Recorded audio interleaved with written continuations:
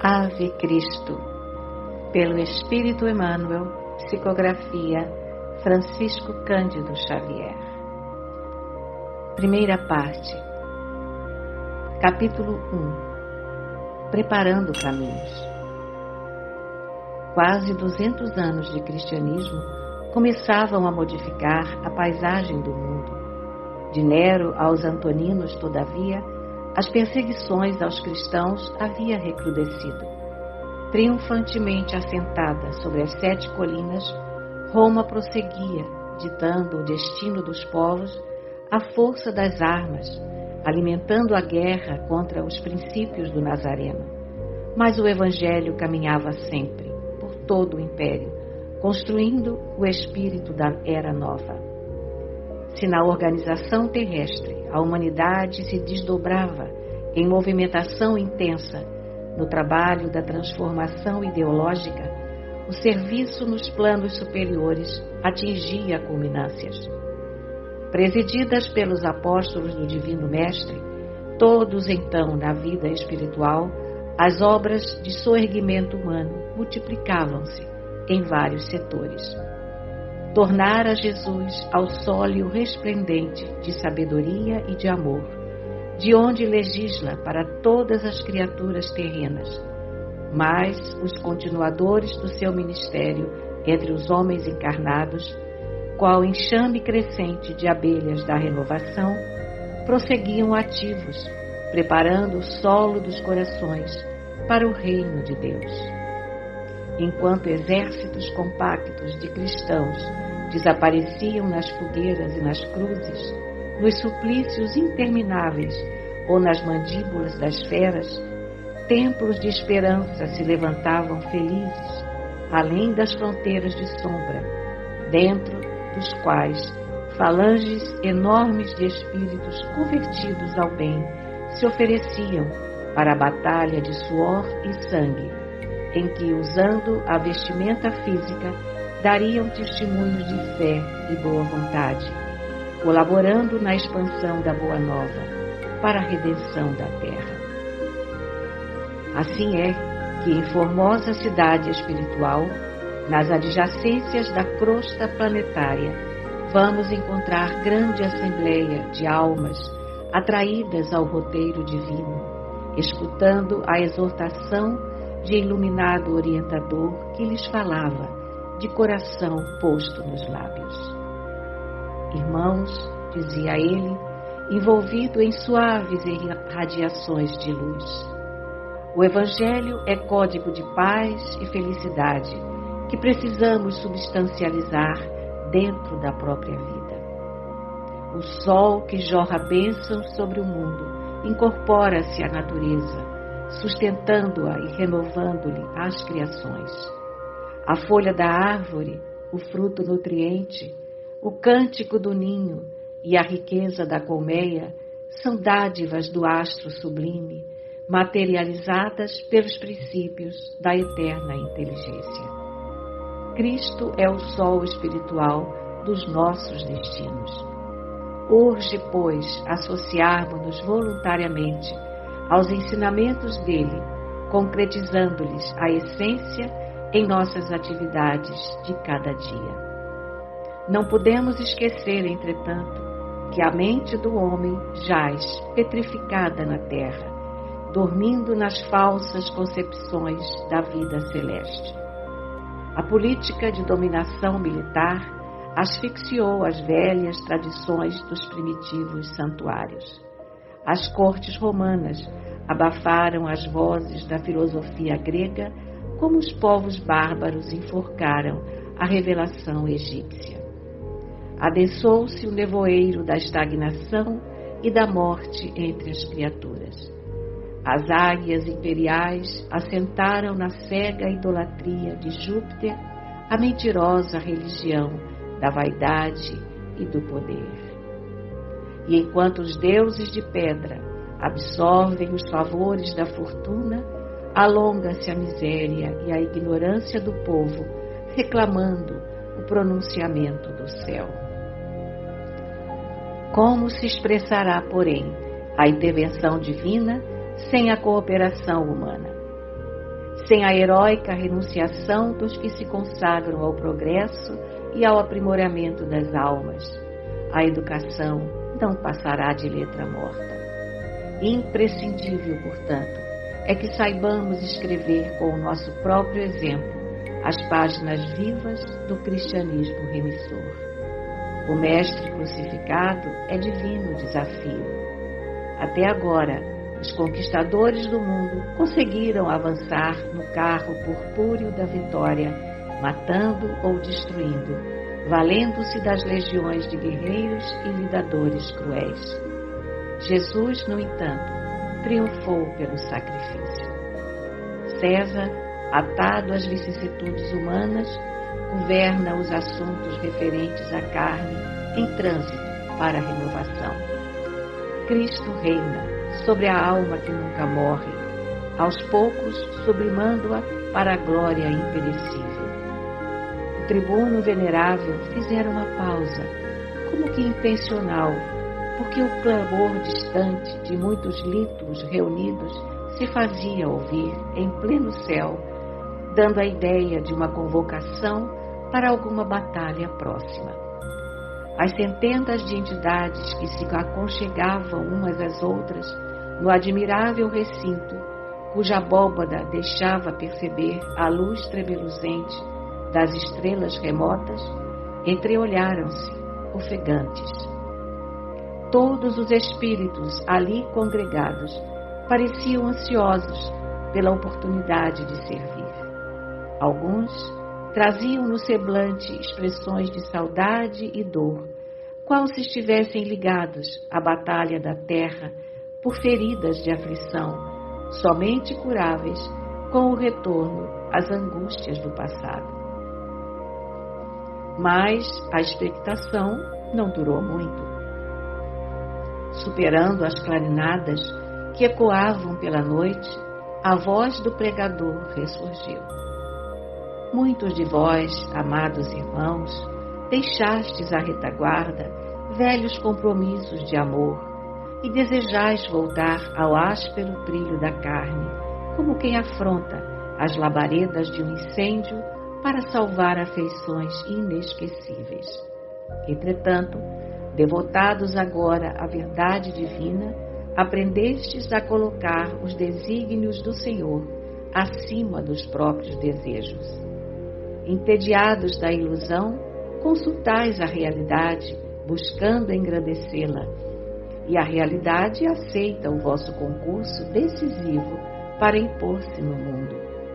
Não ouvideis, todavia, que somente colaborareis na obra do Cristo, ajudando sem exigir e trabalhando sem apego aos resultados.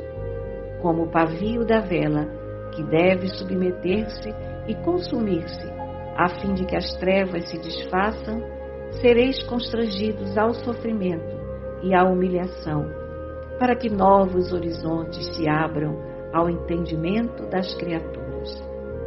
Por muito tempo ainda, o programa dos cristãos não se afastará das legendas do apóstolo Paulo. Em tudo sereis atribulados, mas não aniquilados. Perplexos, mas não desalentados.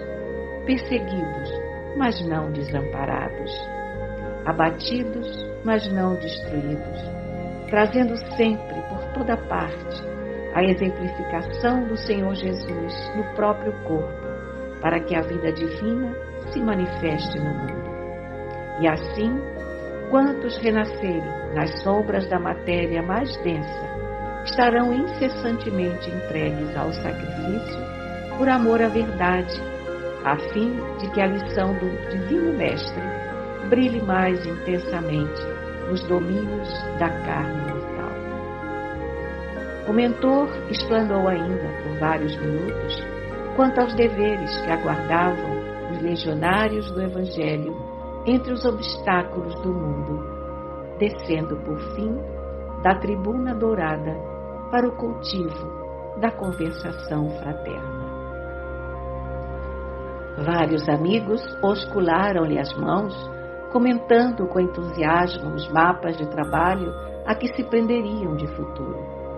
Diminuíam os entendimentos e as rogativas de proteção quando o pregador foi procurado por alguém com intimidade afetuosa.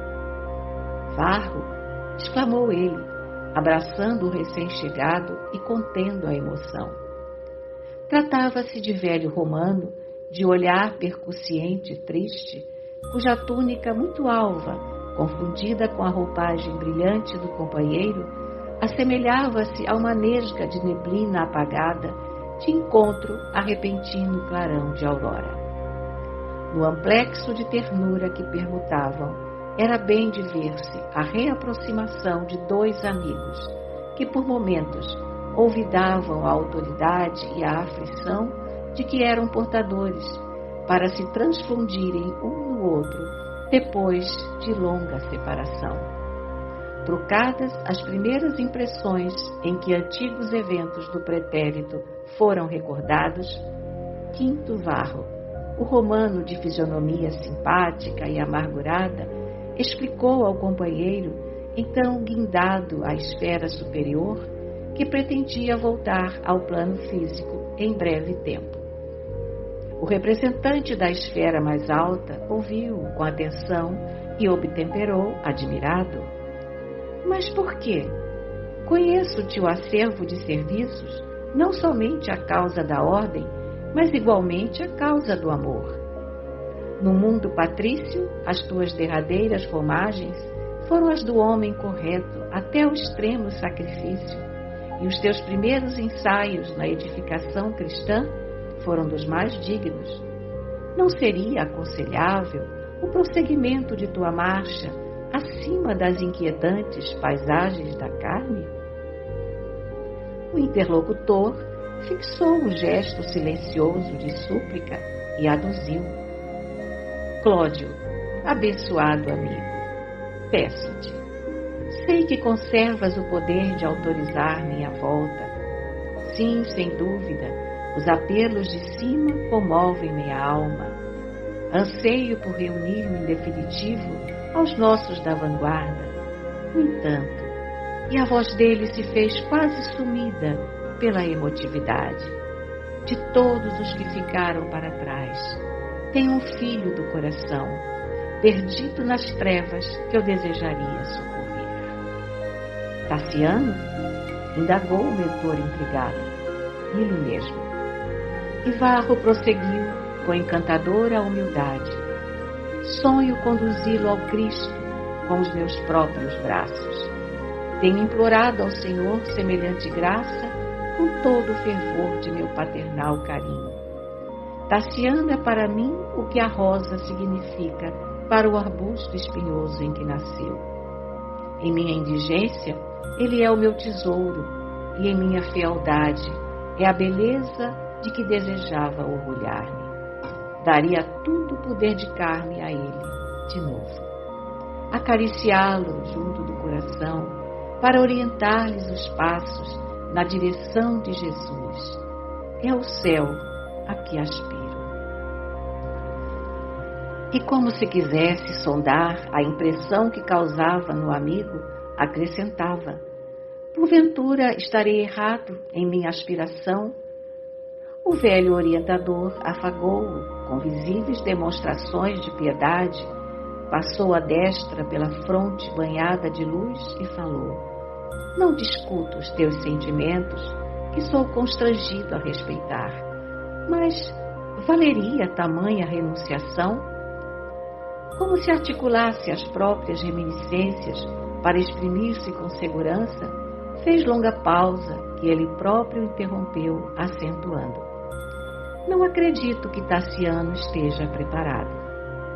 Vi-o há alguns dias no templo de Vesta, chefiando larga região de inimigos da luz.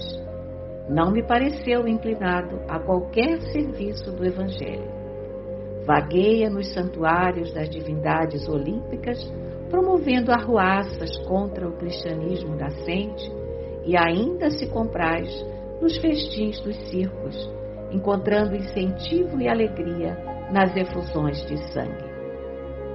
Tendo acompanhado meu filho nesse lamentável estado, concordou Quinto Varro, melancólico. Contudo, nos últimos dias, noto amargurado e aflito. Quem sabe estará Tassiano à beira da grande renovação. Compreendo que ele tem sido recalcitrante no mal, consagrando-se indefinidamente às sensações inferiores que lhe impedem a percepção de mais altos horizontes da vida. Mas concluo de mim para comigo que algo deve ser feito quando temos necessidade do reajustamento daqueles a quem amamos. E talvez porque Cláudio silenciasse pensativo, o afetuoso pai voltou a dizer: abnegado amigo, permite-me voltar. Estarás todavia consciente dos riscos da empresa? Ninguém salvará um náufrago sem expor-se ao chicote das ondas. Para ajudar Tassiano, mergulhar-te-ás nos perigos em que ele se encontra. Sei disso, atalhou Varro decidido, prosseguindo em tom de súplica. Auxilia-me a pretensão, em nome de nossa velha amizade. Procurarei servir ao Evangelho com todas as minhas forças. Aceitarei todos os sacrifícios. Comerei o pão de fel, embebido em suor e pranto. Contudo, rogo permissão para convocar meu filho ao trabalho do Cristo por todos os recursos que estiverem ao meu alcance. Certo, o caminho estará juncado de obstáculos. Entretanto, com o amparo do Senhor e com o auxílio dos amigos, conto vencer.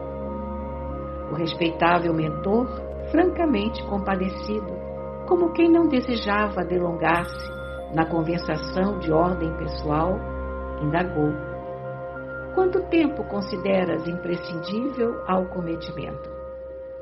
Ouso colocar a resposta em teu próprio critério. Pois bem, concluiu o companheiro generoso, endosso-te a decisão confiantemente. Concedo-te 20 lustros para o trabalho a realizar. Creio que 1 século bastará. Determinaremos medidas para que sejas sustentado na nova roupagem de carne. Teus serviços à causa do Evangelho serão creditados em esfera superior, e quanto ao mérito ou demérito de Tassiano, à frente de tua renunciação, admito que o assunto será privativo de tua própria responsabilidade. Instado por amigos, na liquidação de outros problemas, Cláudio lançou-lhe compassivo olhar e finalizou: não te esqueças de que pela oração continuaremos juntos.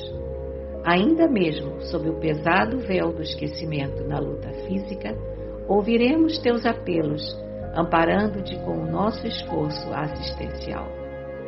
Vai em paz quando quiseres e que Jesus te abençoe. Varro dirigiu-lhe comovedoras palavras de reconhecimento, reafirmou as promessas que formulara e ausentou-se cismaredo, sem saber ao certo que estranhas emoções lhe povoavam a alma entre raios de alegria e dardos de amargura.